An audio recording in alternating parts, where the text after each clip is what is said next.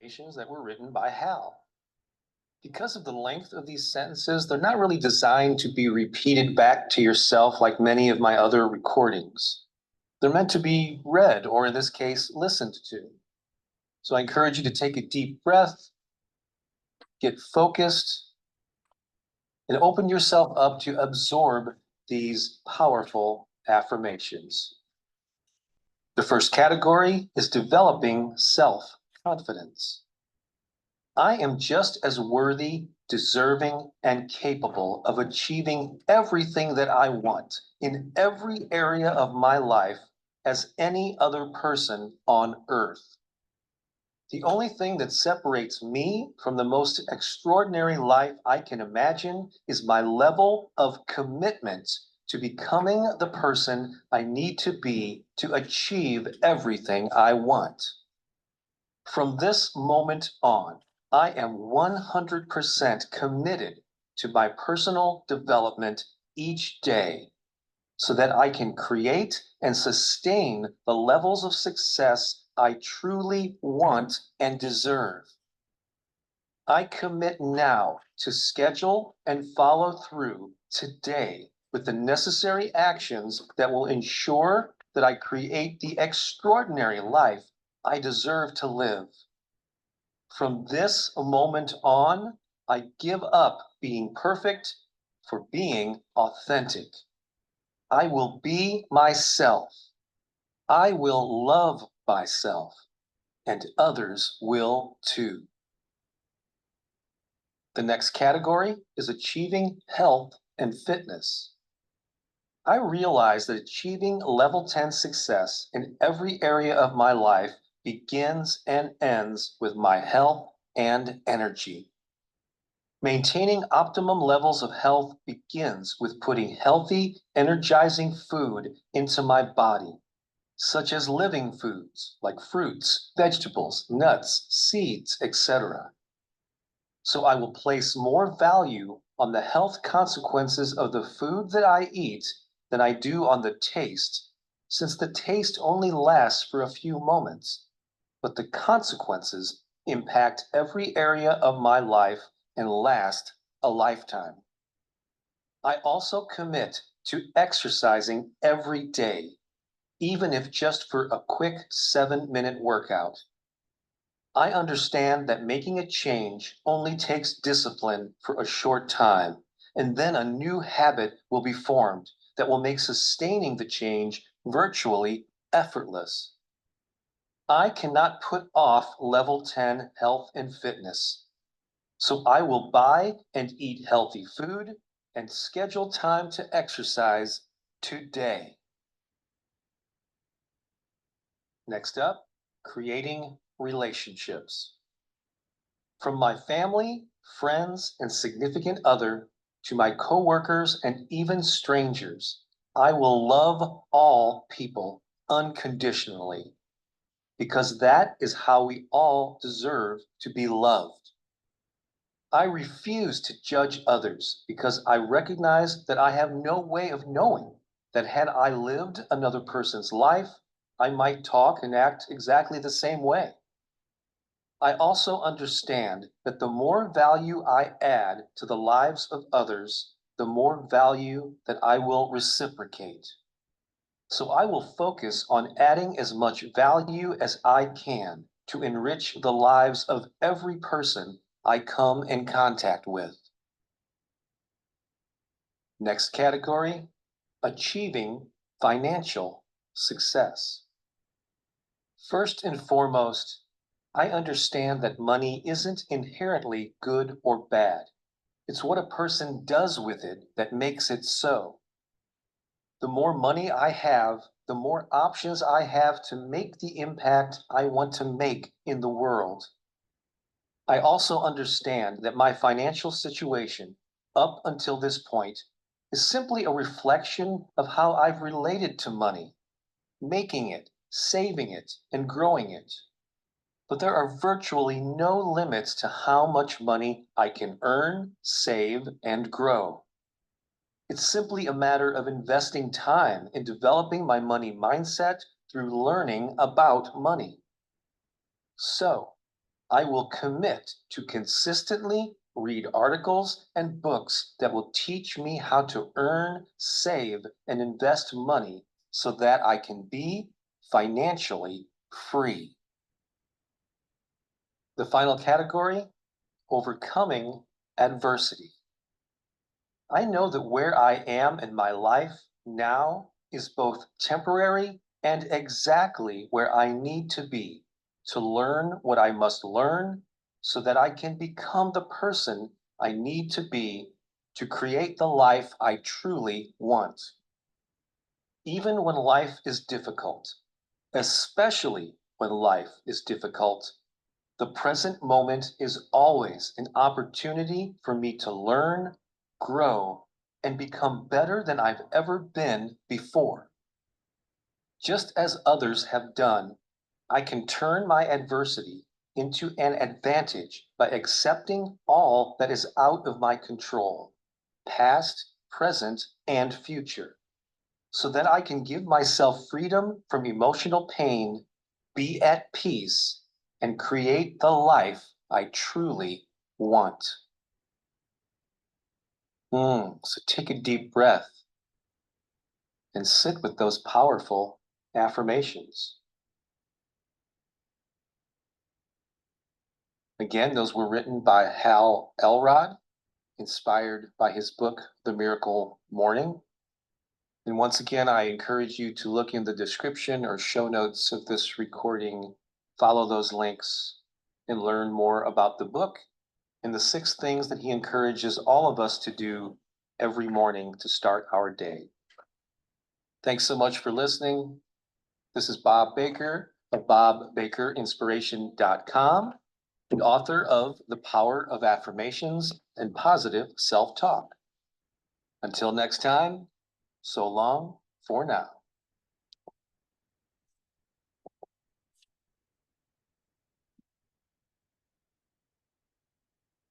I don't chase, I attract. What belongs to me will simply find me. These simple affirmations went viral with a TikTok video by Sarah Fiorvento. She goes by Fit Sarah on TikTok.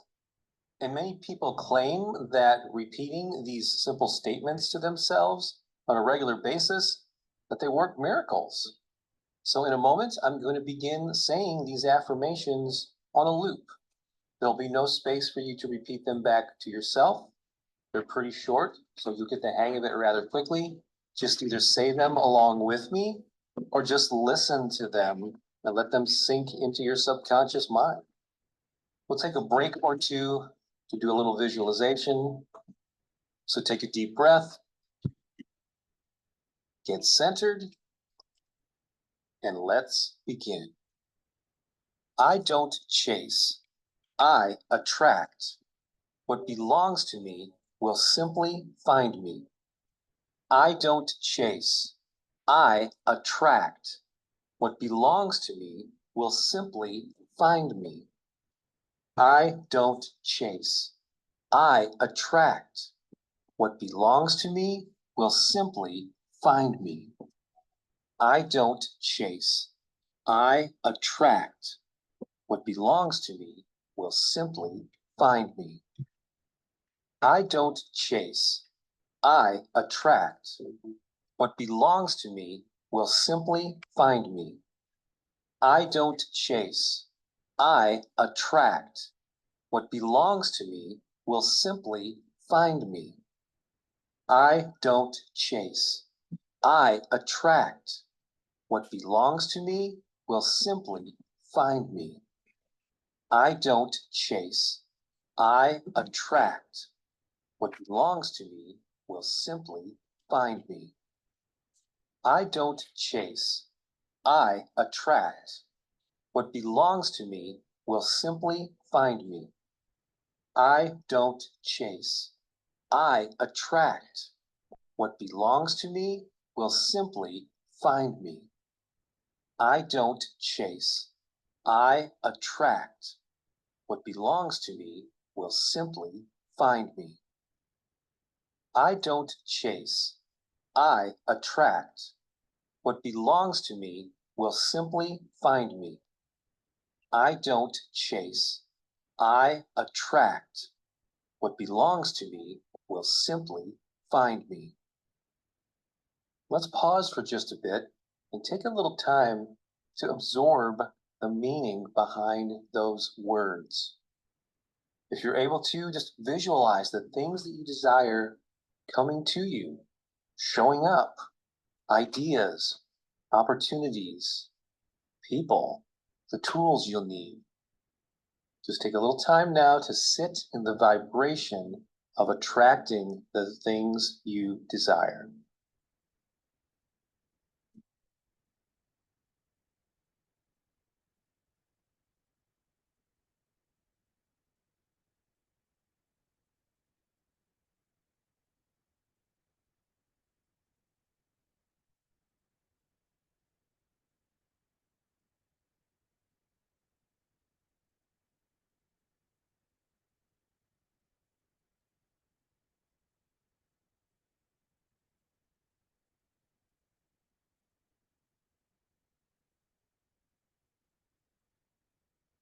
All right, let's continue repeating those for another few minutes.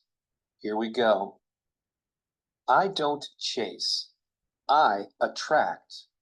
What belongs to me will simply find me.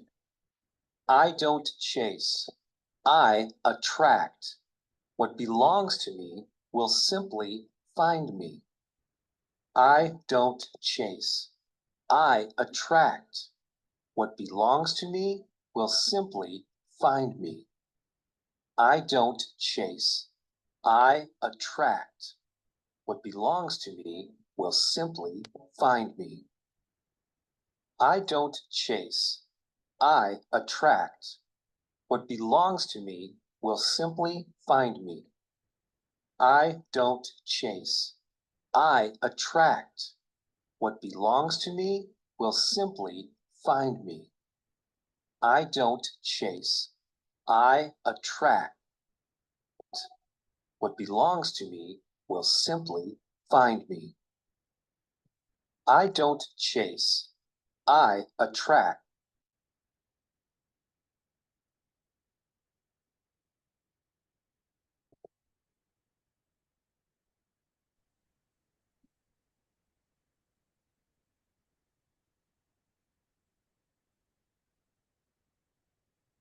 Good morning, guys. Good morning. I'm going to have to switch. My camera is not working. Oh, there he goes. It's like, oh, no, technical difficulty. Hi, morning. Good morning, everyone. Good morning. Happy Friday. Good morning, guys. Happy Friday. Morning. Guys, for those of you that are coming in, please mute yourself. Not on mute. For those of you that are coming in, guys, we're just going to, good morning, guys. We're just going to allow everyone time to get in this morning. So welcome. Welcome, Atlanta. Ooh, welcome, Lawrence. Guys, happy Friday. Welcome to Atlanta's free Friday Zoom, guys. Welcome. We're just going to allow people to come in. So just a couple of housekeeping, guys, as we are allowing people to come in. Just make sure that as you're coming in, put yourself on mute. And we're going to be taking turns as we speak, guys. Please just kind of raise your hand if you guys have any questions to take turns. Welcome. For those of you guys that are new to us that are coming in, guys, please follow our Facebook group. Our Facebook group is called Atlanta Subject to Community. It's on there. You can keep up also with our Instagram, which is Atlanta Sub 2. So, or I think it's ATL Sub 2. That's in our Instagram page there. Most of our communications will be through that. So, for any updates or anything in terms of the meetups or anything that we have. So. Good morning, guys. I will let Christiane introduce herself this morning and the rest of our panel as we allow people to come in. And then as we are doing that, guys, for those of you that are new, I always like for you guys to kind of, as we're waiting for people to come in, to come up and introduce yourself. So, yes. Hey, good morning. Christiane here. I'm so excited today to have a PadSplit authority to answer all my questions. I'm sure you guys have a lot of questions. And, so Pat, you made me the host.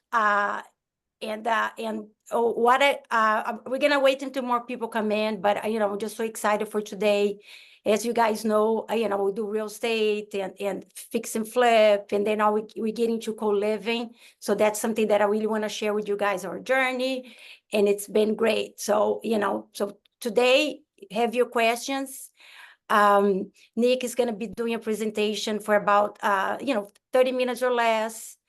If you have any questions, please raise your hand. I would love for you guys to come and see your face. And then, but if you're shy, just put your message on the chat and we relay to Nick. So it's going to be a great Zoom. Guys, just something I just want to add, just kind of to while we're waiting for more people to come in this morning, guys.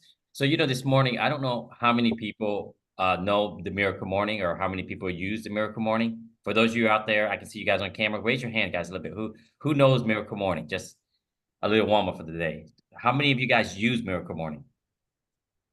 That's awesome. That's up, Sherry. I see your hands up there. I try to be consistent with it. I'm not always consistent, guys, but it's the most amazing thing ever because it's like every day we have to batter our own selves, that we kind of had to get up in the morning and just have those little wins. And I think the Miracle Morning is just such a miracle. Like it's like I live by the Miracle Morning. And sometimes I get off a couple of weeks, couple of months, but then I try to get back into it. Those affirmations and those things are amazing. So I just wanted to kind of bring that up. And then on the second part of the intro, as we were listening to this morning, it was talking about how you attract, right? Like instead of chase, how you attract. And those are something that is very, very important because we work on ourselves and we're not out there always chasing everything, but we make ourselves better to attract, better tribe and better people around us. So that's very good stuff there. So, all right. I think people are still. Is anybody new that want to introduce themselves? Anybody wants to say anything? What you're working on? Lawrence got his hand raised. Lawrence, come on up, sir.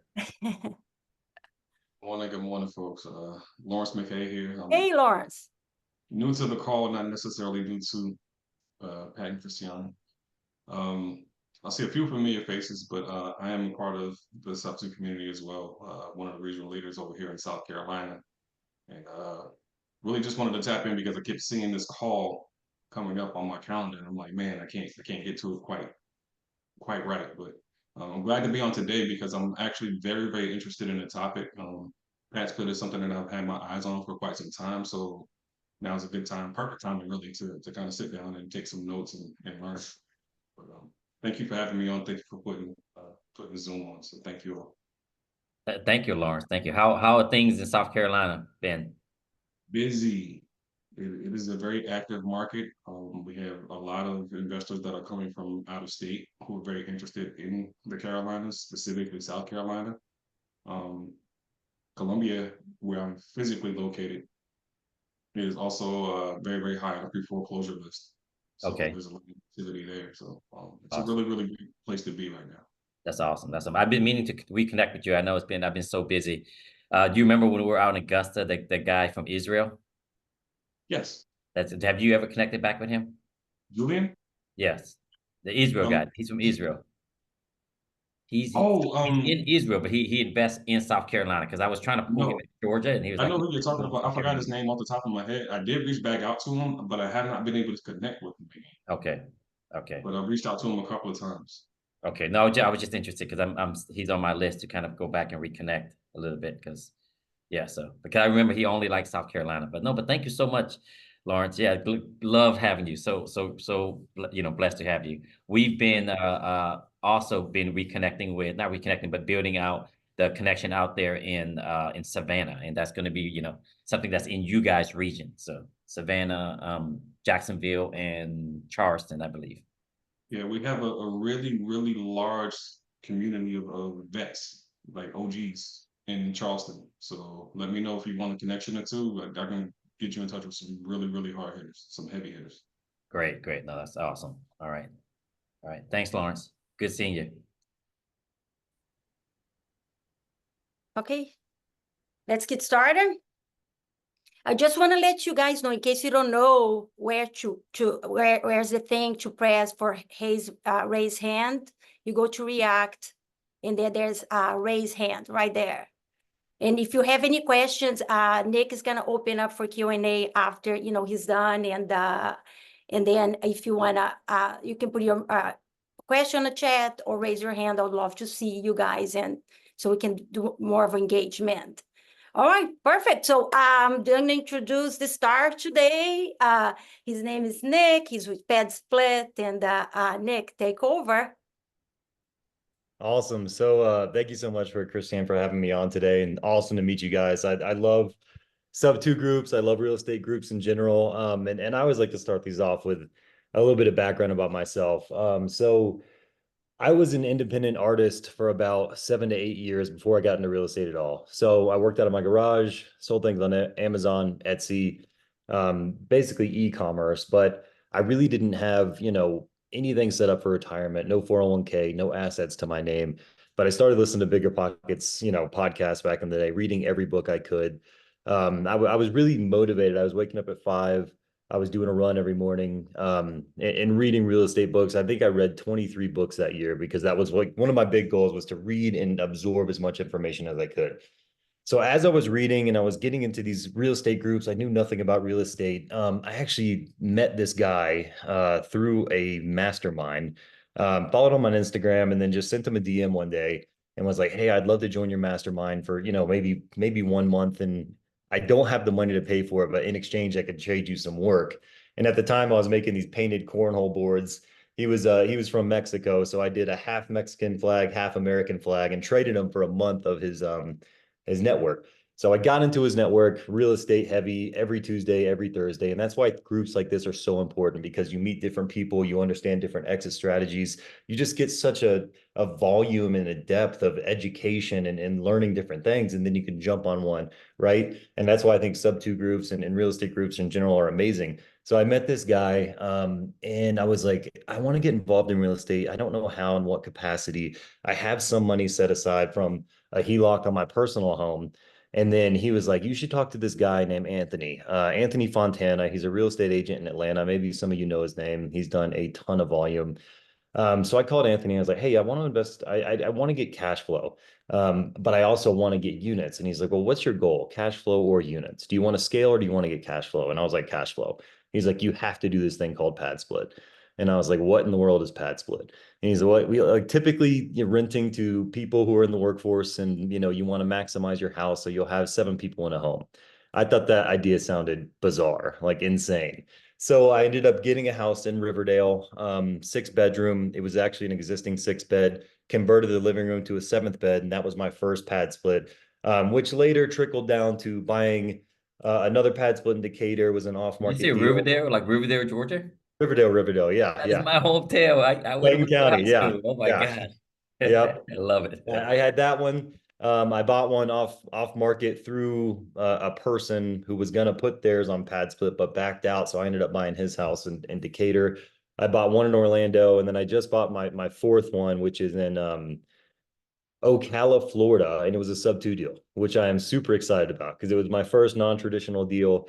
Got it sub 2, paid the entry fee, did some renovation, and got it going. So I now have 3 PadSplits. I sold my Riverdale one, and we can get into that later. But the whole idea of this call is to go over, in general, I would say 1,000-foot view of what PadSplit is. And I know you guys probably have questions about co-living. The presentation I'm going to do should answer most of those, right? It should answer most of the overlying, like, what is co-living, what does PadSplit do questions.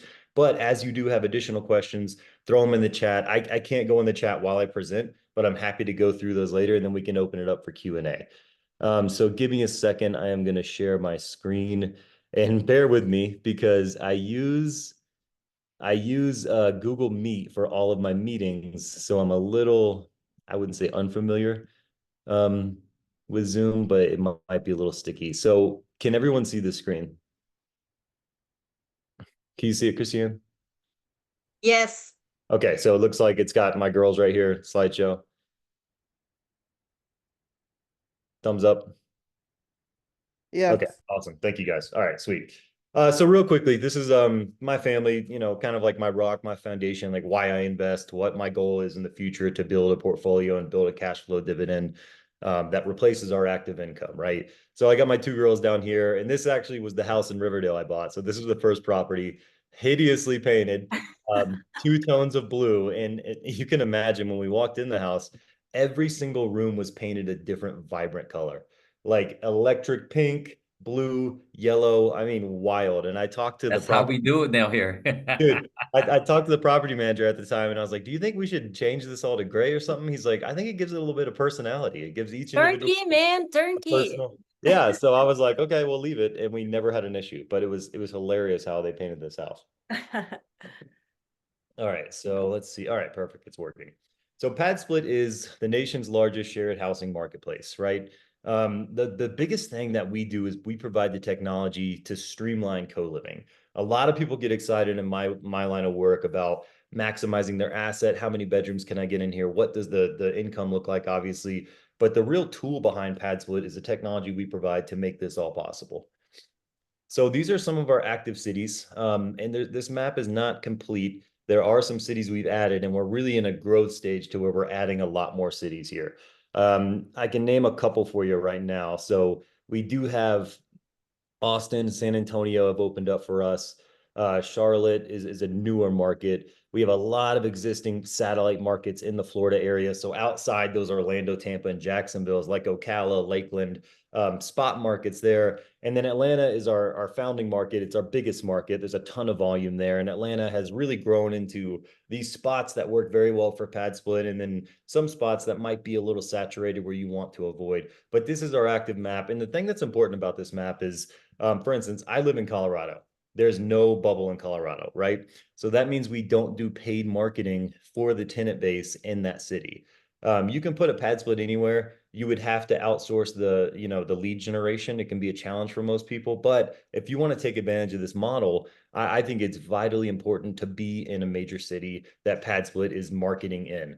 And if I'm able to do it from Colorado Springs, Colorado, in Atlanta, and in Florida, and self-manage my properties, outsource the work, anybody can do it, right? But it is very, very important to be in a core market if you want to get the full benefits of what PadSplit offers. Okay, so the real estate investing problem, as many of you know, the 1% rule is just really hard to achieve these days. With current interest rates, if you're not buying a house sub 2, if you're buying a traditional property 20% down, it's just hard for single family, numbers to make it work, make the cash flow happen.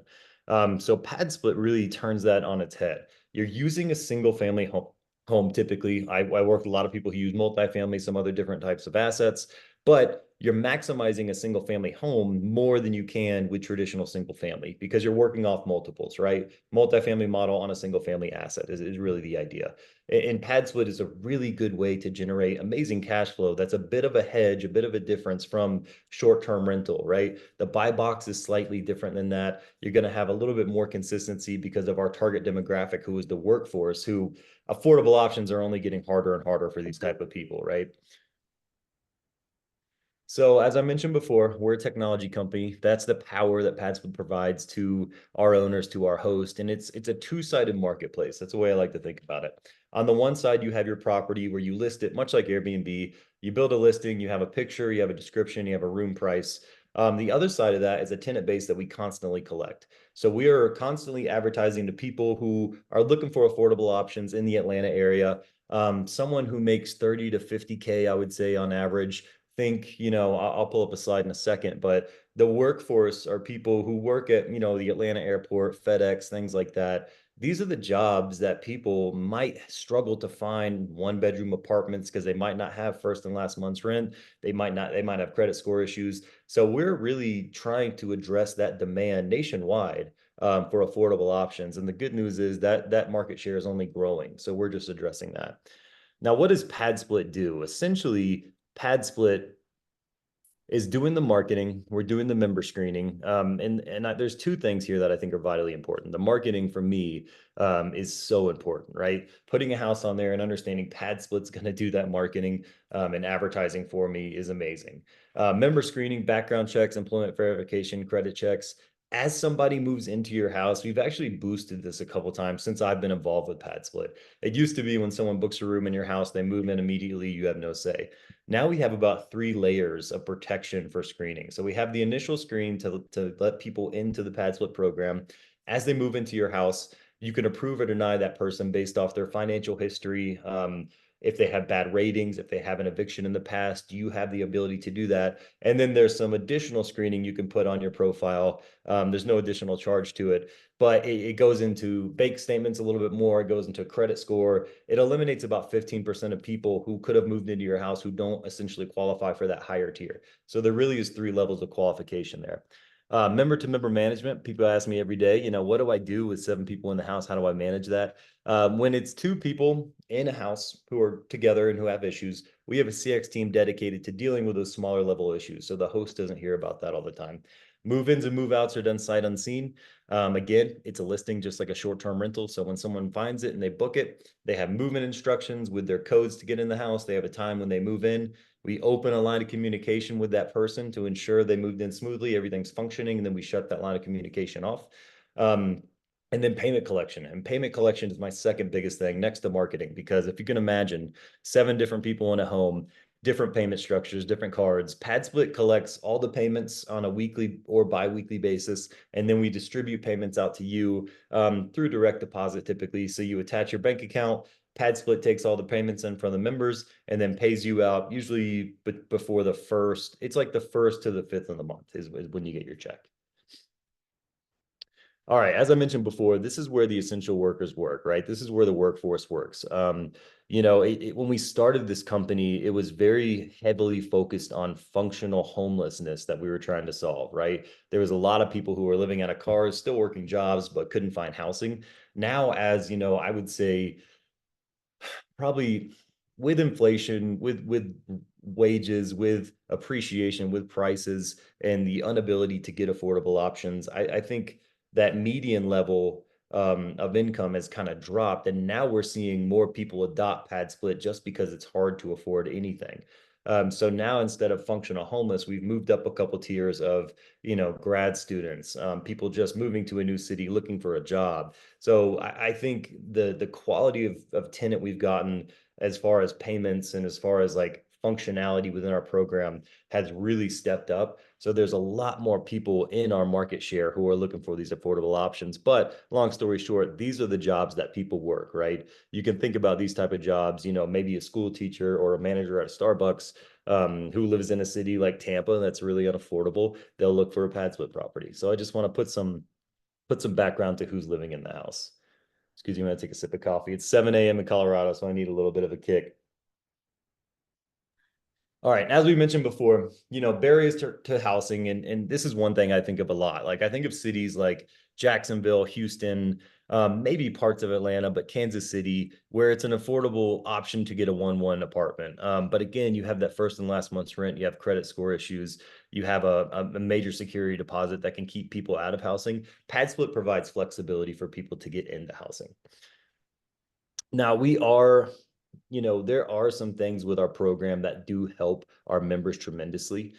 They do have access to free telemedicine. They have credit score boosts, which normally when you're paying rent, you don't get your credit score boosted. We work with a program called Isuzu, I believe, that helps boost credit score, 24/7 member support.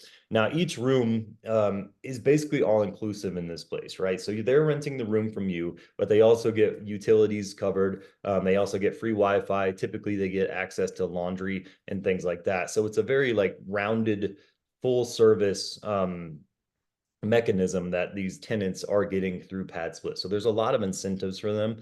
And the reason we want to keep the incentives high for our members is because that's how we keep the rooms filled for our host, right? So when we're aligned on both of those incentives, we're doing our job correctly. Now, this slide is the slide that generates a bunch of questions. Everyone has a bunch of thoughts on this one, and it's one of my most exciting slides.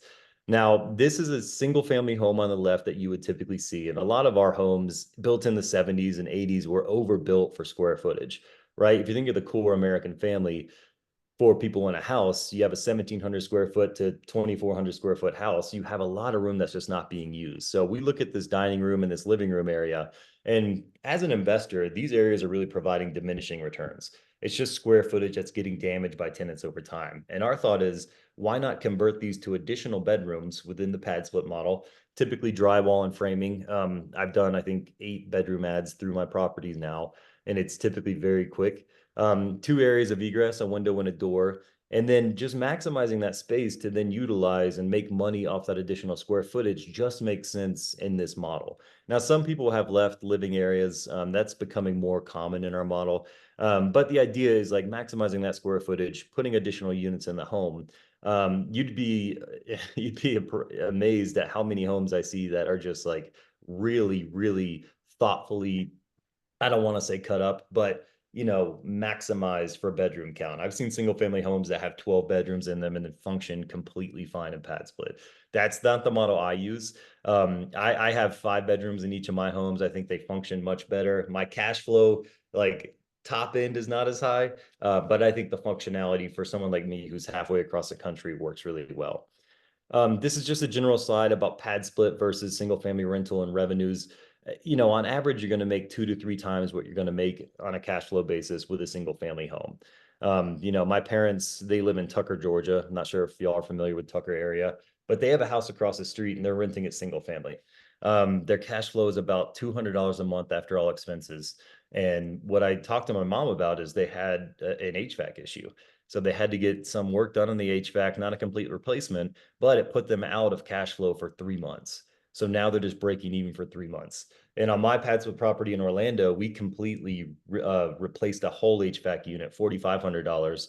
And we were only breaking even for, I believe, the next month we cash flowed on that property. So like the cash flow dividend with PadSplit is extremely powerful. Now, here's a quick example of some properties, and it gives you an idea of what it could look like through scale with PadSplit being successful. So this is 2 PadSplit, 13 doors. The gross revenue is super powerful, right? $7,500, really amazing. And as you scale through, 5 PadSplits, 10 PadSplits, you're just building that net profit revenue, and it just keeps increasing over that. Now, Hey, this Nick, is a slide. Nick, Yeah, Nick, go ahead. just breaking real quick here. Can you go back a little bit? Can you back to that screen? Yes, yes. Can you just spend like, not, but hold this for 2 minutes. I just want to see I just want the audience to see kind of the power of co-living and PadSplit here in terms of as the volume gets higher. Yeah, totally. So let's start with 2 PadSplits, 13 doors. I would say that's a good average. Can you make it bigger again? Can you Yeah. sure, yes. Sorry, I just for context purpose, I just want to make sure that No, you're fine. Sometimes I get moving on these, so I appreciate you stopping. So that's 2 PadSplits. That's 2 properties and 13 doors, for example, right? And that is the annual revenue. Is that correct? Yes. So that's the annual gross revenue is 75K. Okay, so let's go up one more. And then that goes to 3. Okay, wow.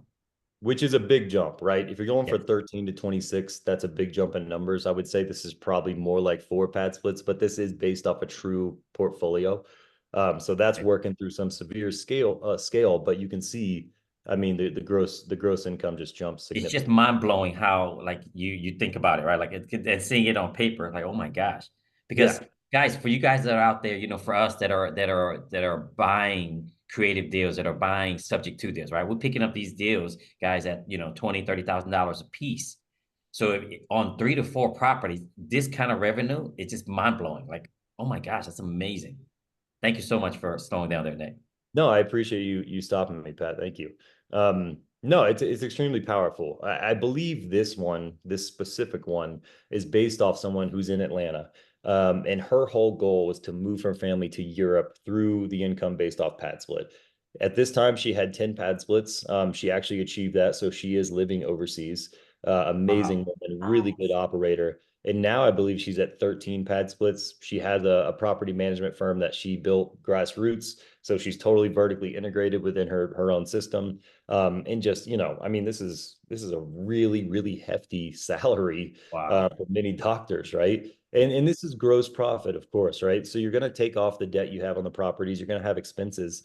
But I mean, even if you cut this in half, you're talking about $300,000 or $230,000 of net profit a month. Wow. Or a year, which is really, really powerful. Guys, there's 50 of us in here, guys. Imagine if we all get together, right? I can run out of money, but who wants to partner up? Who wants to get this model going? Yeah. So and look, I've partnered on every single deal I've done. I have a partner based out of Atlanta, and we've done a partnership, 50-50 equity split. I work with sub 2 people all the time who partner all over the nation. I can think of Jose in Dallas, who has 8 pad splits now. And he has an equity split on every one of them, does phenomenally well. He has scaled, I think within a year and a half, he's gotten to 8 pad splits. It's been amazing to see him move, and he's a sub 2 guy. He's done really good work. Real quickly, I wanted to share this with you. Now, this is an active pad split in Atlanta, and this should give you a real good idea of what a pad split looks like as far as conversion goes. Now, this was an existing 4-2. The existing rooms had a ceiling fan in them, so 1, 2, 3, 4 there. And then these 3 in the middle were converted to active bedrooms in the pad split. So as we walk around, I think there's a couple important things to highlight. Now, many people think they lump in pad split with short-term rental, and they think the amenities. They think about 5-star finishes, they think about good reviews, and that's just a little bit different than how we function, right? We want to rely on providing a functional asset that just operates really well with the tenants that are in there. So what that means is having a very simple dining room, kitchen area. You have your major appliances, but typically it's nothing more than that. We want to rely on functionality. 7 people live in this house, but there's just a small table for 2. You're never gonna have a situation where you have a family style dinner and everyone sits down like it's Thanksgiving in a pad split home. People are working different times of the day. So we want to have an opportunity for someone to sit down and have a meal, but we know we're not going to have to provide a space for everyone to sit down at once typically. The last house I worked, well, the second to last house I worked on in Orlando, 1,200 square foot home. And I'm happy to show you this deal in a minute if you guys want to. 1,200 square foot home. It was an existing 3-2. I converting living room and dining room, but I didn't have a space for the dining room. So I built a bar top right outside the kitchen with 4 seats. And it works extremely well. I've never had one complaint about it. That's been functioning for over a year and a half. Now, this was one of the rooms that was converted. So you can see drywall and framing here. They did a really good job to make it feel comfortable. The house has basically a hallway because this was big square footage that was just open. So we got a hallway that leads to other additional rooms, but I did want to highlight some things in a pad split room. So the rooms in pad split are furnished. I bought all my furnishings from Amazon. I've had really, really good luck with them being very durable. Amazon's great because you can return anything you want to, right, very quickly. And you're always open to buy whatever furnishing you want. I work with an investor in Vegas who gets auctions from old hotels that are closing down. So he has a whole storage unit filled of beds, tables, anything you can imagine for a room from these old hotels. So that's his style. But a couple things to highlight here. With each individual room, we need a minimum of 8 by 10 square feet, so 80 square feet. We need 2 areas of egress, window to the outside, door, HVAC supply, smoke detector, electricity, of course, and then a personal lock. Now, this is what the person's renting from you, right? This is their space. So they do need that privacy. They're not renting the whole house or just renting one bedroom. And if you don't add a closet like this person didn't, when I do conversions, I don't add closets either. You need to add a storage rack, an armoire, or a dresser. So very simple there on the bedroom itself, but just a couple things to highlight for functionality and to hit our minimum standards. And as we walk through, you'll see that each individual room is pretty cookie cutter, right? We want to provide that motel experience, having everything the same. Some people really personalize the rooms and make them look amazing. I know Macarena in Atlanta has a phenomenal product. Her rooms are just gorgeous. So she steps up the amenities a little bit, and she does get a bit of a return for that. But this is what a pad split property looks like on the ground. We'll hop into the bathroom. I mean, nothing outstanding here, but nice functional bathroom. I believe 4 members share this bathroom, which sounds weird. It might not be something you want to do personally, but all my houses are 5-2s, 1 private ensuite, and then 4 people share 1 bath. I've never had an issue ever and it's amazing how well that functions. I have twin daughters, and my bathrooms and my house is damaged way more than my pad split homes. It's hilarious. But yeah, that's just a brief overview of what a pad split property looks like. That's my presentation. What we can do now is we can jump into Q&A. The admins, I'll let them decide what they want to do. I could do a deal deep dive, whatever you guys want to do here. So Christine and Pat, take it away as far as Q&A or whatever you want me to do. Okay, great. I think there's a question there. Tracy's asking who cleans. It's a good question. Typically, people will hire cleaning people to clean the common areas of the house. So I have a cleaning person who cleans on a monthly basis, living room, dining room, if there's a dining room, and then the shared bathrooms. Now, she comes in on a monthly basis. If I have a move out in room number 2, what happens in the platform is, let me jump to PadSplit too, just so we can all see it. So this is my portfolio. I just added this Ocala house, so it hasn't filled up yet. But if I go to my house in Orlando, if I have a move out in room number 2, call it, it'll say it's in flip status. So right now it's occupied, but let's say it goes into flip status. That room is not actively advertising. So the idea is we want to have someone clean that room. I'll tell my cleaning lady, hey, hit room number 1 for me. I want to get that turned. Once she turns it, I'll take it out of flip status and it automatically starts advertising again. I just have a question, like when you flip rooms, right? So room 1 is vacant. Usually how much does it cost to turn in the room or for the next guest? Very inexpensive. I typically pay my cleaning people on an hourly basis. It's typically about $40 to do, the common rooms, the shared bathroom. And then if she does an additional bedroom, she usually charges me $15.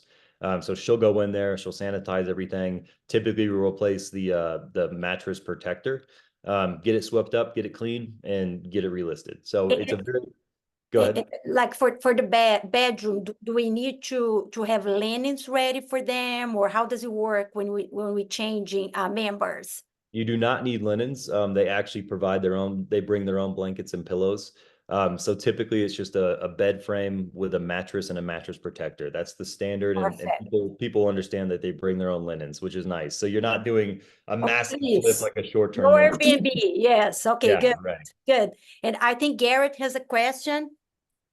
Garrett?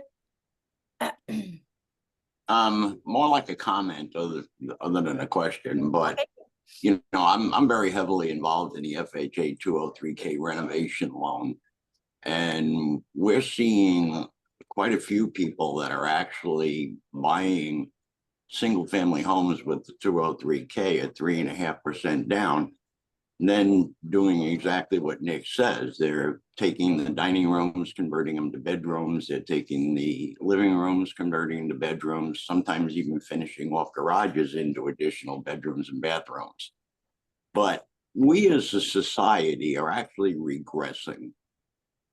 If you're as old as I am and you can remember back into the 1920s, we had rooming houses all over the major cities. And we're actually going backwards, going back into that kind of stuff.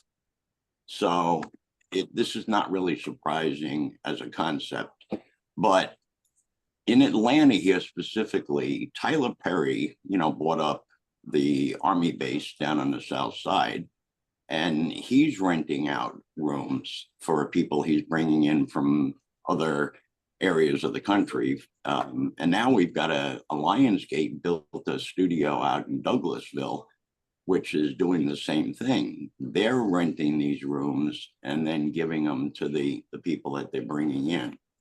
So this is a great concept. Yeah, there's a hotel. I'm sure you probably heard, Nick. There's a hotel in downtown Atlanta that they bought it. That they bought the building, and that's gonna be a co-living in downtown. There's a lot of buildings in downtown that are not doing that well. So I think it's amazing. So they're converting those hotel into co-living. Amazing. Yeah. Hey, Garrett, can I get your phone number real quick, Garrett? There's somebody that wanted to contact you. Sure, it's 404-925-7163.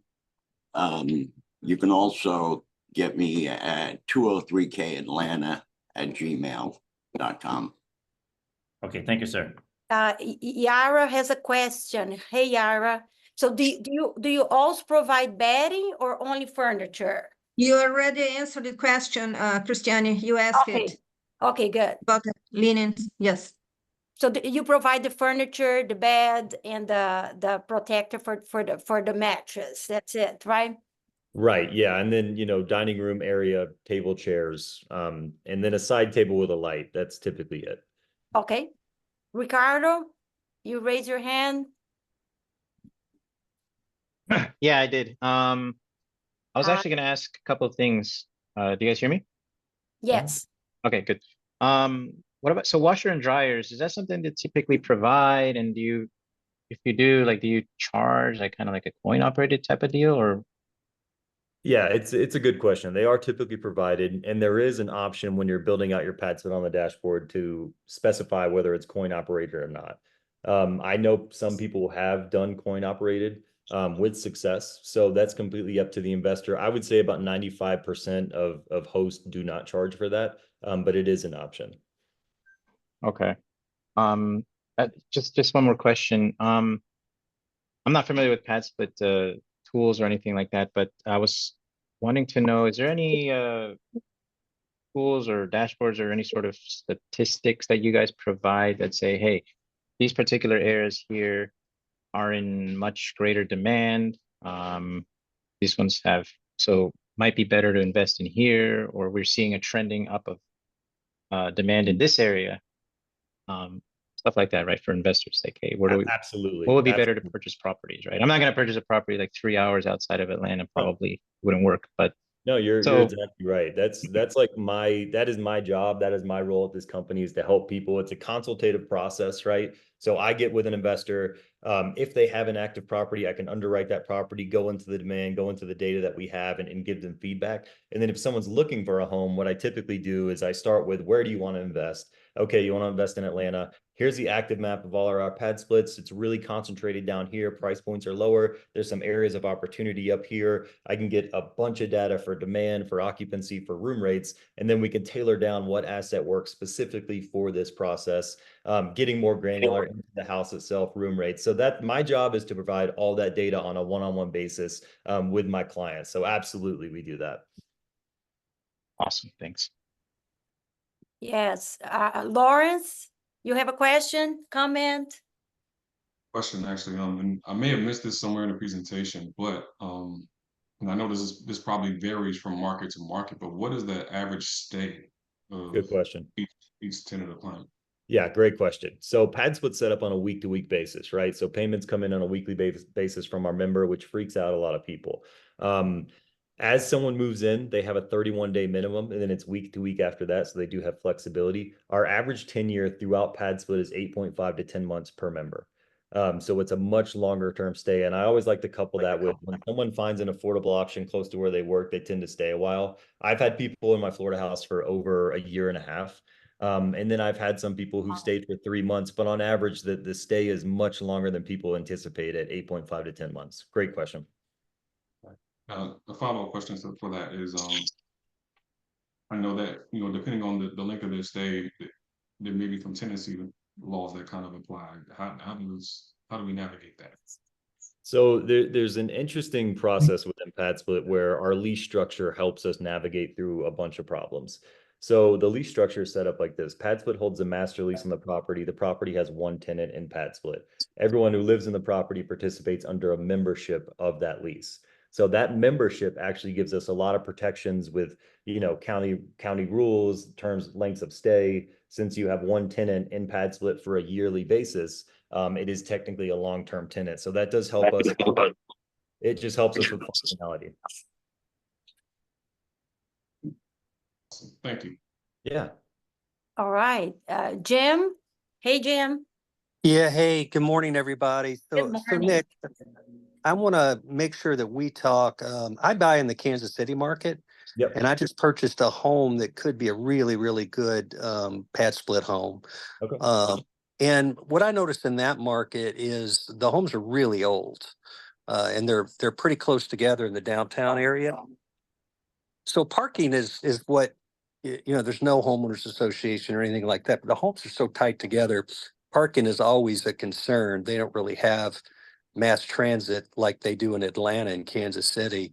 But tell me from a, I guess, targeting standpoint, what would make a home a good pad split home when you potentially don't have parking, or do you need to have some sort of parking before you would consider it a good target? It's a great question. Parking is always an issue for PadSplit, especially when you operate through scale at some of these assets. Some of the things we do have in our product are unique in that, for instance, my 7-bedroom, I had a driveway and I could lock off specific parking spots within the product. So I locked it off at 4. So if I have 4 people move in who drive, then PadSplit automatically advertises to people who use rideshare, Uber, public transit. So to your point, it's a good idea to look for parking. It's a good idea to have a driveway with 1 or 2 spots and then potentially some street parking on there. corner lots are amazing for that. And then typically it's good to couple that with being somewhat close to public transit. I looked up a property with an investor in Kansas City yesterday. Really good location, close to downtown, had a couple parking spots, was a corner lot. And then as I looked up on Google Maps, it was walking distance 0.1 mile from public transit. So those are some fixes that help mitigate parking. But you're right, parking is it's a major thing to focus on. And it's interesting. Up in Richmond, I have an investor I work with who has a 9-bedroom property on what they call the alphabet streets over there. And there's zero parking, absolutely zero parking, very tight streets, solid public transit, but it's a 9-bedroom pad split and it stays 100% occupied every time I look at it, even though there's no parking. So people do find ways to navigate that. We have some fixes in our product, but to your point, it's a good idea to have some parking availability, whether on a driveway or on a street or having public transit close by. Good question. Okay. Yeah, if you don't mind putting your contact information in the chat Yes. would be great. Thank For you. sure. Oh, yes. Hey, Joe. What's up, fam? How's everybody doing?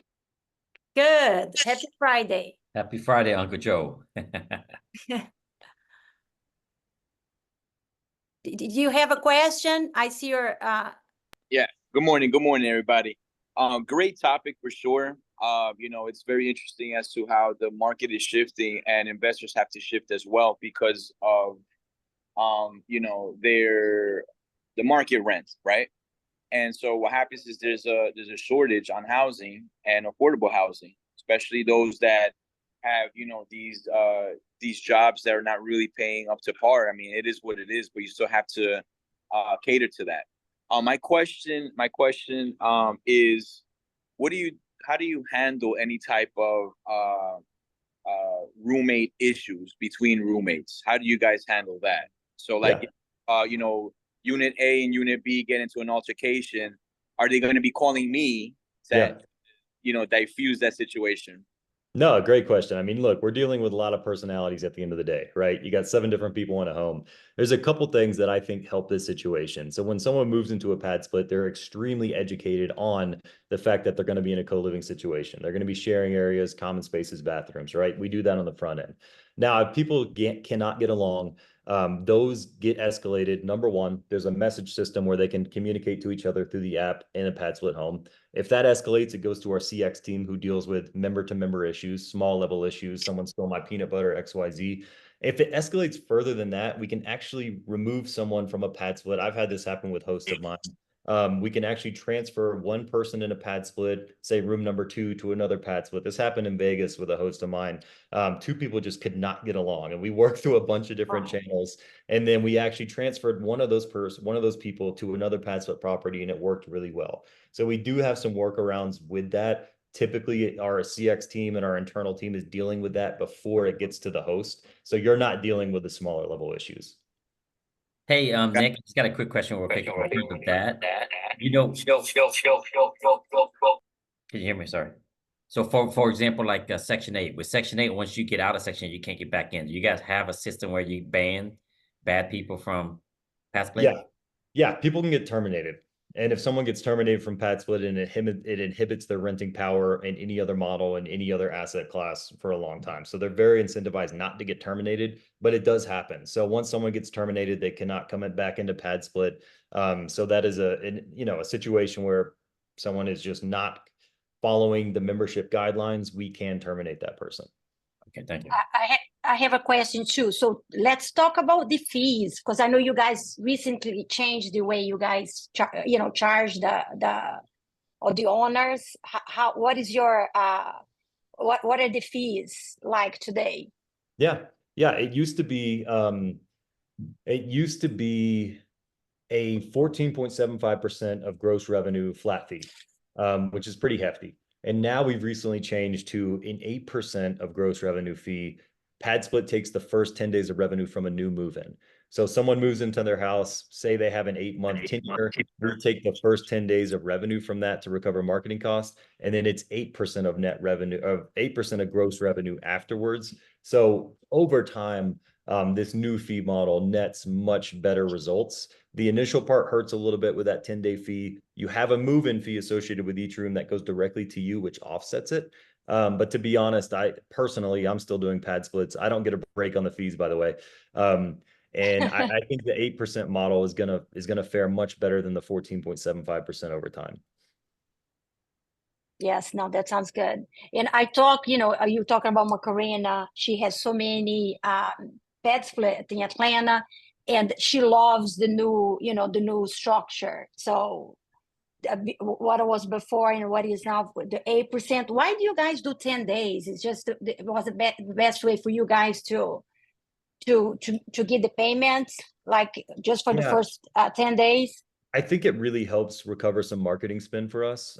We spend millions of dollars of SEO in all of our active markets for that initial lead generation. And there's also some tricks behind the 10-day fee, right? If you find someone through advertising on Marketplace, or if you know someone who could live in a PadSplit property, we'll pay you $250 for that tenant and we'll remove the 10-day fee. Some places down in Florida do that specifically with each PadSplit they have. So they avoid the 10-day fee, they get paid for each tenant, and then they're automatically into the 8% of gross revenue, which is a great model.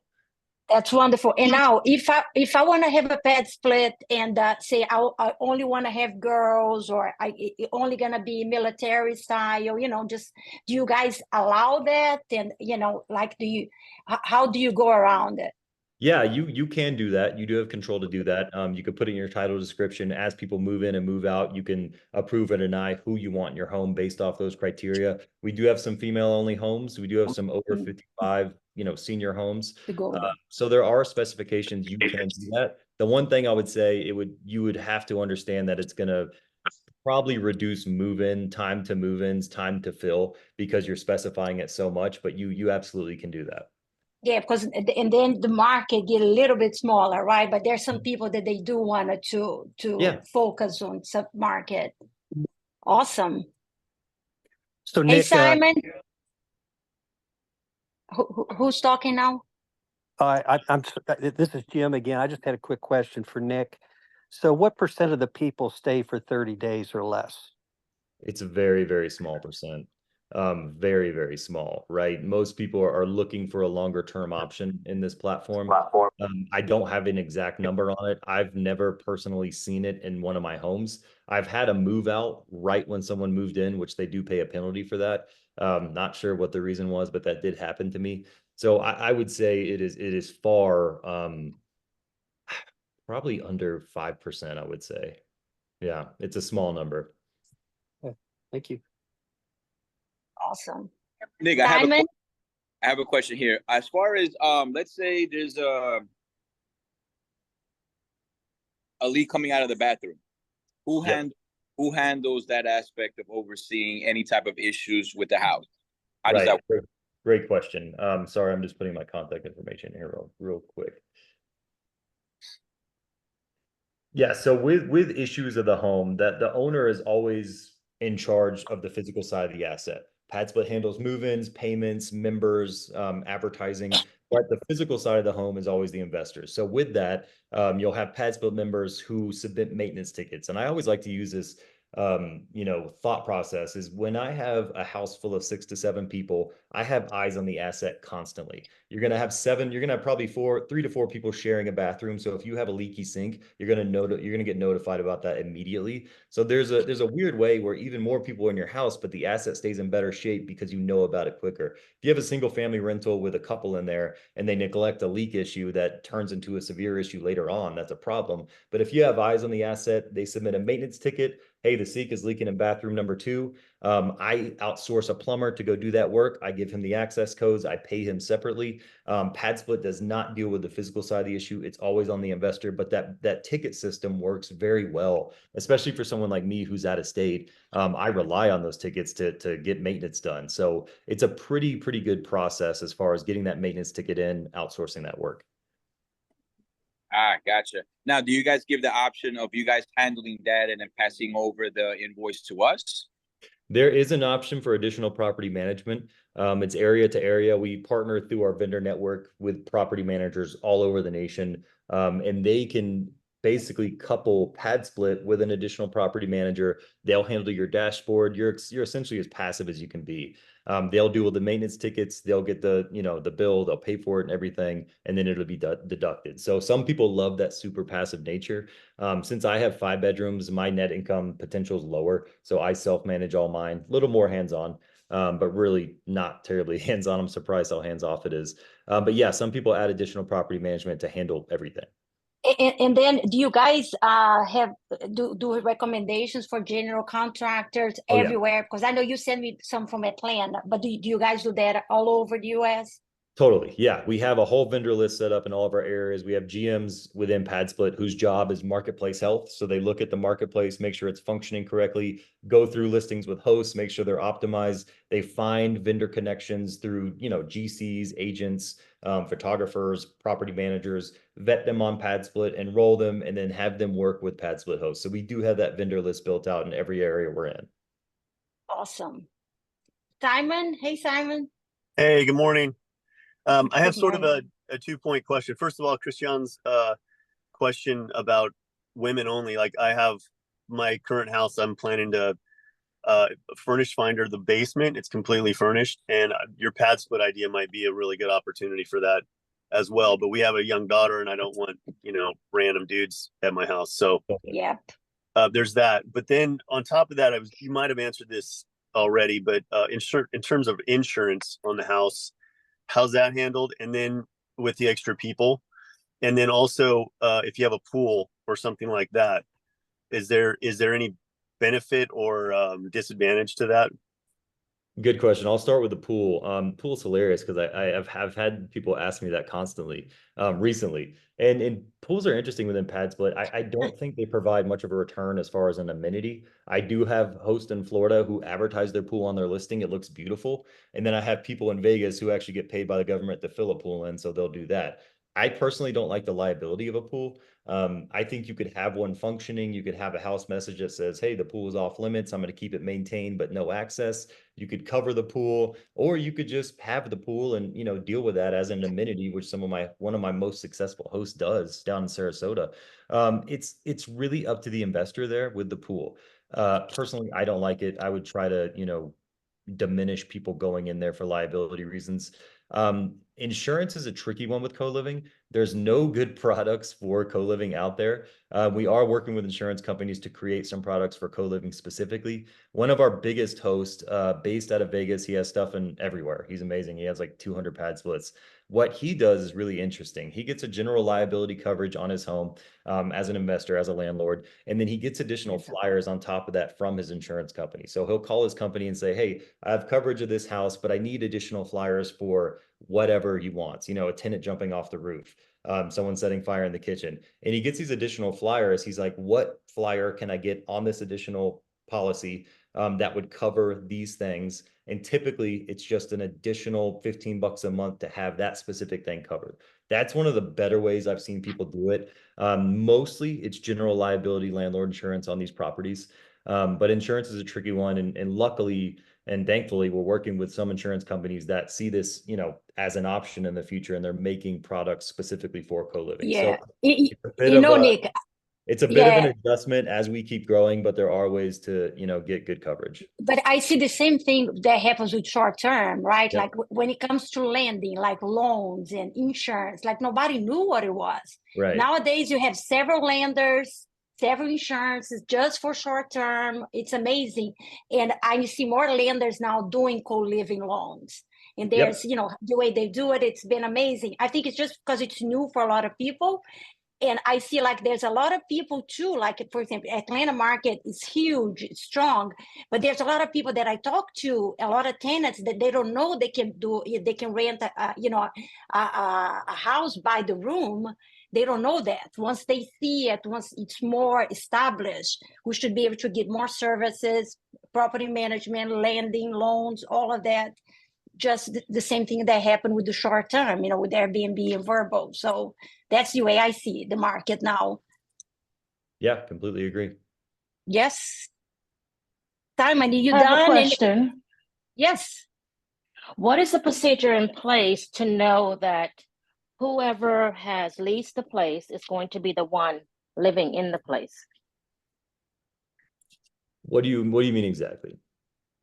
Like, let's say someone is banned from PadSplit Mhm. and they get somebody else to, go through the application process and rent the home for them, the room for them, and then they moved in. Have you had situations like that? So you mean someone trying to get back in the property, but using false identity to get in? Right. Okay. Yeah, this actually happened in Richmond with a host of mine. So she had a tenant in there that she terminated. He created another profile with the same picture. It actually got flagged by our team. So we have a whole team dedicated to dealing with that side of the product. So they're very, very good about false identities and getting the right people in there. They have to provide a photo ID. They go through bank statements. Not that it can't happen. You definitely don't want that situation to happen. I imagine someone could be really tricky and get in. I've not seen it happen personally. I've not seen it happen successfully. So our team is very, very good at making sure the person who is in charge of the account is the one moving in the home, that everything's verified. So Nick, Thank how many people is allowed per room? Like do you guys allow more than one? How about pets, smokers? So And then I'm gonna do another question too, because Ronnie put it there. That she heard that PadSplit was coming out to the model for family. Is that true? we are merging into where you can have more people in one room than there used to be. It used to be just one person per room, one tenant, one member per room. And now we're giving a little bit more flexibility to the host to say, yes, a couple can occupy this room. I've seen issues with couples occupying rooms. You can imagine someone's together and they're sharing a house with other people, how it could create issues, but I think it could function that way perfectly fine as well. So we are expanding the amount of people in each individual room because we've had a lot of hosts and a lot of tenants want that to happen. So we are merging into that. As far as pets go, you can have service animals. That's something legally we cannot avoid. They have to go through a vetting process and a qualification process with that animal. And as someone moves into your home, you're going to see they have a service animal. So you can further approve or deny that person based off whatever criteria you want. Okay. How about smoking? There's a very strict rule about non-smoking. It's in the house rules. I've had issues where smoking has happened in my house. Yeah. I'll put a house message directly to everyone in the house. If I do hear about smoking again, I can assess a house fine. It's hard to nail down the person who might be smoking. We always say you can go outside if you want to, but there's a strict non-smoking policy in every PadSplit. Okay, thanks.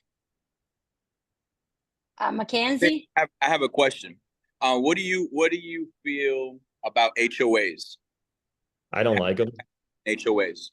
Yeah, I don't like HOAs. I mean, the association has so much control. They can make whatever rules up they want to, and they can choke out a co-living property if they want to. Now, one of our most successful investors, Macarena, the first house she brought me was in an HOA, and I pushed back a lot. But she said, "Look, it's a very low level HOA, $35 a month. It basically covers trash. They're not sticklers." And I was like, "If you're comfortable with it, just understand that the HOA could have a problem, and if they have a problem, it's hard for us to navigate there." So she took the risk, and it's been up for over a year and a half and been functioning well. I would say if you have a lower HOA, very small monthly amount, they don't hound the neighborhood and they're not really worried about cars parked on the street, you can function fine. Anything else, class A HOA neighborhoods, $300 a month, that's just going to be a very, very uphill battle. So I would avoid those. I just have something real quick. Uncle Joe, what is up with that hat, bro? Yo, baby. Come on. This is Atlanta. And how's your breakfast, by the way? You're making me hungry. Okay, so we're Colombian, right? So this is what is called calentado. So it goes rice and beans, and we're gonna get some fried eggs, and then we drink it with hot chocolate. Wow. Yeah. Breakfast champions. Ooh, my stomach, it's growling now. Sounds good. I don't know if I'm gonna have with hot chocolate. I think it's too much for my morning. Oh no, look, and this is the eggs, steak and eggs, straight protein. Yes. Mackenzie, you have a question?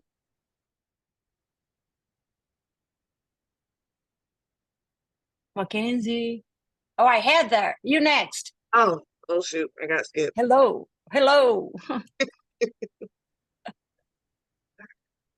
Oh, you want me to talk now or you want Heather to go? I'm okay. Okay, no, go ahead, Mackenzie. Hi, Nick.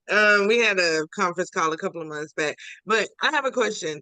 How do you feel about rural areas? I know you were saying like Atlanta, big on Atlanta, but how do you feel more about rural areas? Do you feel like they're, let's not do it at all, or do you feel like they can be potentially good areas, some of them, or none? It all depends on the targeting advertising we have, right? If marketing reaches rural areas, I don't think it's an issue at all. The issue I see with them is like people think it's a good opportunity, and while the house might be a great opportunity and they see demand there, our marketing just won't reach there, so you're going to have slower outcomes. But there are some more rural areas in Richmond. There's one 45 minutes from downtown that performs extremely well, not close to public transit or anything. The golden rule that I see within PadSplit is anything 30 to 40 miles outside a city's metro can work for our marketing, right? Doesn't mean it will work, doesn't mean it will be fast. It might be a little slower to fill, but if it's within that demographic, I think it's a good opportunity. But anything outside of that, it's just going to be really hard to function without our marketing. It's something you could add with a PadSplit Anywhere program, and you could do the outsourced marketing and the lead generation yourself. But most rural areas, if they're too far out, it's just going to be really hard to, operate that on PadSplit.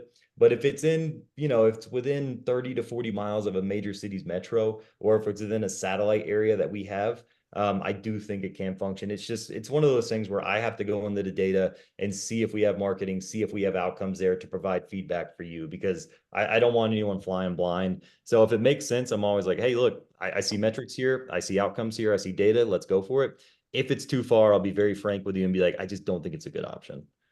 And with the PadSplit Anywhere, because you made this other question, and with the PadSplit Anywhere, will you still get the same benefits, or you get everything except marketing and advertising? Okay. Which is a big value prop, but some people still take the opportunity, advertise through Facebook, Craigslist, whatever they have, still get tenants in there. We still vet the tenants, so you send them to PadSplit, we vet them, go through the process, and enroll them. So it can work. It's just a little more hands-on. Okay. All Thank right, you. Yeah. Thank you. Heather? Hey, my Zoom was freezing a lot in the beginning, so hopefully you didn't go over this, but you can stop me if you did. As far as like just like submitting a property, if I found one like before I purchased it, like I just got sent one last night, is there somewhere that I can send it to like know if it'll be approved or if it's a good fit for PadSplit before I purchase it? Totally. Yeah. I mean, that's my job, is to deal with those properties. So I have clients all day and every day sending me deals that they're finding. I'll do some quick underwriting. I'll go through some data. I'll say, I like it because of these reasons. I don't like it because of these reasons. So that's something I do on a daily basis. And then I did want to highlight this map. So you can find this when you create a host account in our tools section, and it shows major areas of a city. You can click on one and it should generate active units, active weekly prices with a single bedroom with a shared bath and a private bath, and then average occupancy. Nick, I don't think it's being shared. I don't know if you're sharing or not. I don't It see is. It is. Okay, I okay. see it. Okay. Okay. Yeah, this is just it's a tool section in your like when you sign up as a host, which doesn't do anything, it just gives you access to some of these tools. You can click on this map, click on zip codes, and that's a good initial way, Heather, to find areas of interest. And then getting more granular, I would recommend sending it to me. I'll go in the data. I can do an analysis. I can use the calculator to provide what income would look like. So there's really twofold. Number one, using this map. Number two, coming to me with your property. And I'll do some, looking at it through a PadSplit lens, essentially, before you make a move on it, which time is of the essence there. So I hear you. I'm gonna ask you a question related to that. So is there any properties that you guys deny, and why? And like when you guys do select, if I send you something and say this is not gonna work, is there any minimal requirements? Yeah, there are minimum requirements. The only way we deny a property is if onboarding goes through and it's not furnished, or if it's missing, fire extinguishers, if it doesn't have 2 areas of egress. So if it doesn't abide by our minimum standards, we will not deny that. We'll just go back to the investor and say, hey, you're missing X, Y, and Z. Can you fix those? Let's get them live, because we want to put as many properties as we can on PadSplit. So we're very flexible. And then when I work one-on-one with clients, all I do is provide data to say, I like it because of this reason. I don't like it because of this reason. It's still completely up to you. You know, if I say I don't like it, and you still want to go through with it, you feel it in your bones, you can absolutely put it on the platform. So it's really just a minimum standard thing with us. It's very rare that we deny properties at all. Good. So you guys don't have a minimum of bedrooms or a minimum of bathrooms, like, or We do have a 4-to-1 bedroom to bathroom ratio for shared bathrooms. yeah. So that's the max number you can have. Some people bring condos that are 2 beds, and I'll do some underwriting. And the problem with 2 to 3 bedrooms is it's typically very close to what single family rental is. So you're not working through enough scale. So I would say, just from a numbers perspective, unless you own that outright and you don't have debt on the property and you want to do that, it's still up to the investor. So there's no minimum. I would say 2 to 3 is probably the minimum. I've never seen a one. Well, I take that back. I have seen 1-bedroom units in Vegas that work well. So yeah, there's no true minimum, but I would say to take advantage, you want to get to at least 5 bedrooms on a PadSplit. Yes, and guys, you know, I went to PadSplit. I signed up as a host, and I've already put the property that, you know, Pat and I are working indicator. I've already put it coming soon. And then, Nick, I was checking yesterday. I have like 10 people saved it. Nice. 10 people. I was so excited. So when it finally comes live, which should be in a few weeks, you guys are gonna know and hear about it. But I was excited. So there's a lot of stuff inside the PadSplit, the site.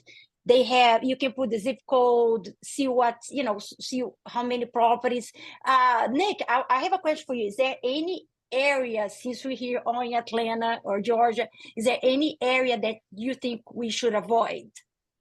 I don't know if I would avoid. Avoid's kind of a strong word. I will say there's a lot of not saturation, but it's very, very crowded down here for PadSplit properties. So the thing with that is your room rates are going to have to be very competitive. You're going to have a nicer product that stands above. So there's some tips and tricks to navigate down there. But the good news is acquisition is typically really nice in these areas. But that's one thing to do. If someone's looking for homes, I would go through a different map than this with all of our active PadSplits. And I would say, hey, I think there's some really good opportunity up here. I think there's some good opportunity in Mapleton, West Side area here. But I probably wouldn't acquire down here. Now, if you have an active property that looks like it would fit the model, I think that makes sense. But yeah, it's kind of spot specific in the sense that, hey, there's a lot of congregation of PadSplits down here. It's going to be tougher to operate. Let's look in a couple different areas, right? Okay. Simone?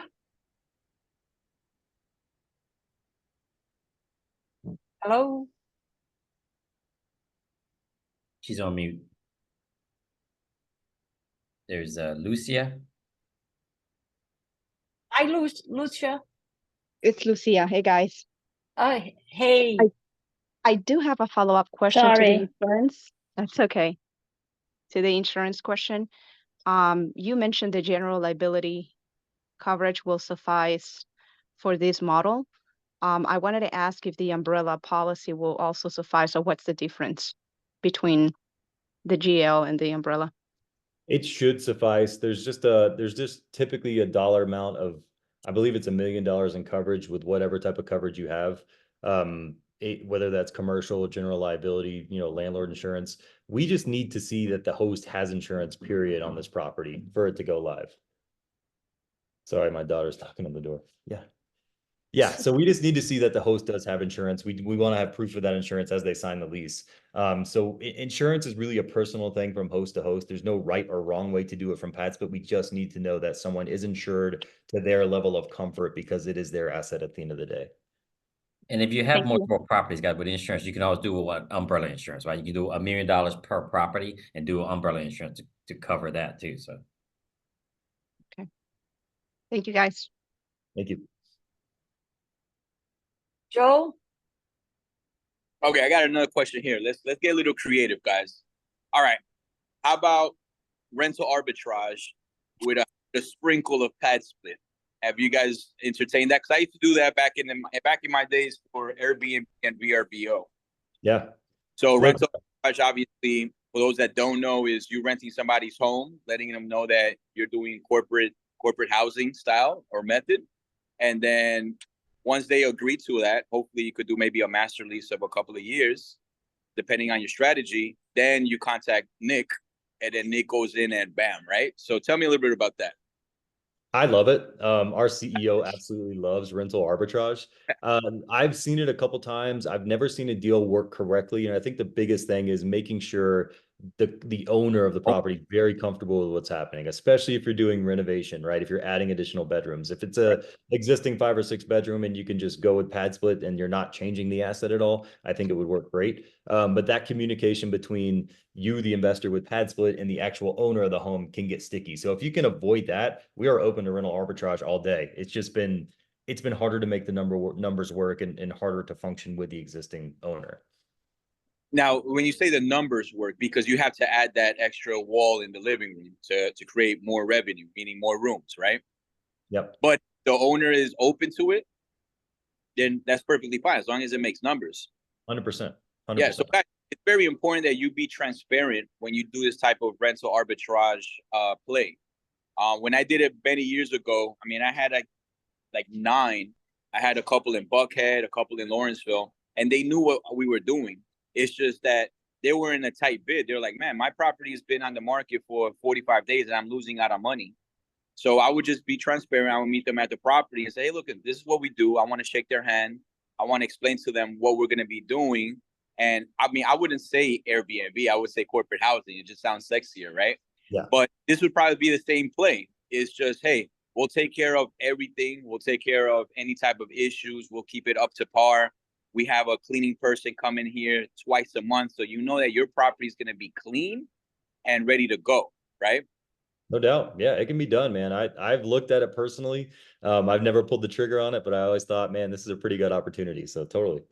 Ooh, I'm gonna do a little homework myself. Let me deep dive into this because this makes total sense. Everything's arbitrage, man. If you could leverage somebody else's resource and it makes sense, heck yeah. Like, why am I gonna want to go pay taxes, insurance, have to worry about, because remember, when you do arbitrage, guys, if there's a leak in the bathroom, guess who's fixing it?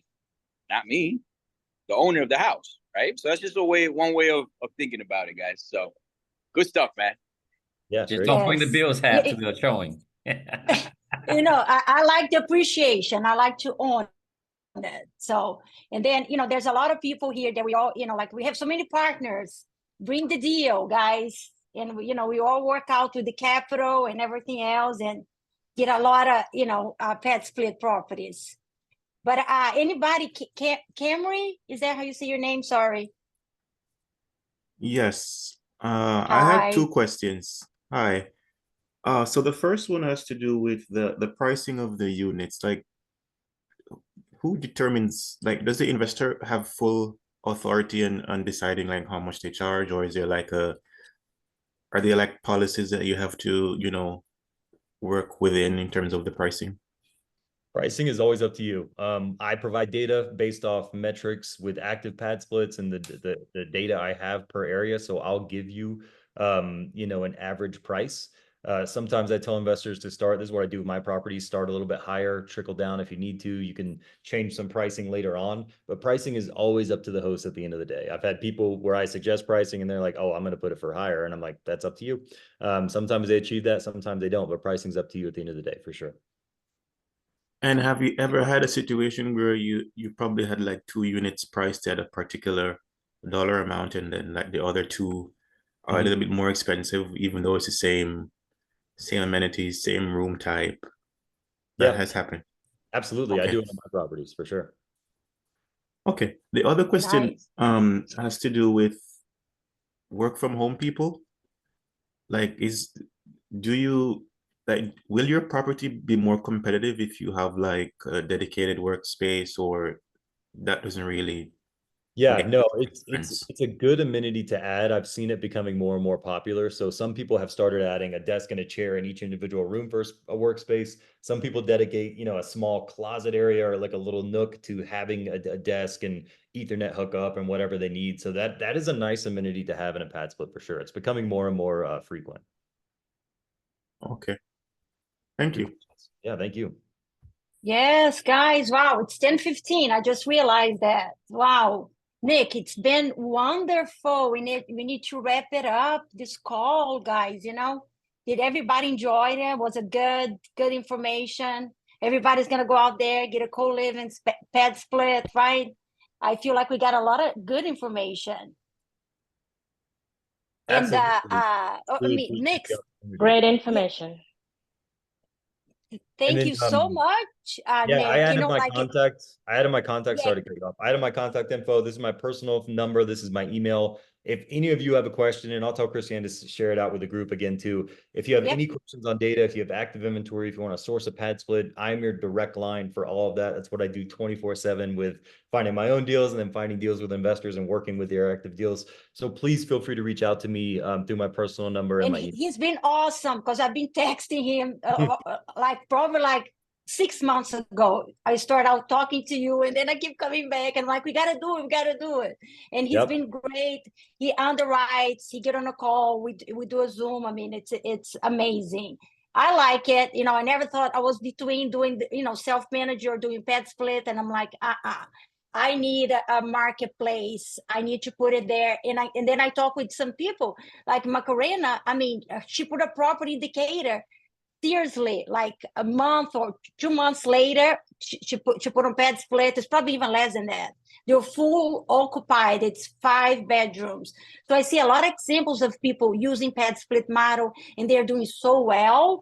And that's what I want to do. So after seeing and talking to a lot of people, that's my choice to. It's kind of like because they put a lot of money for marketing. It's like Airbnb. A lot of us do short term here. They put a lot of money for marketing. Everybody knows Airbnb.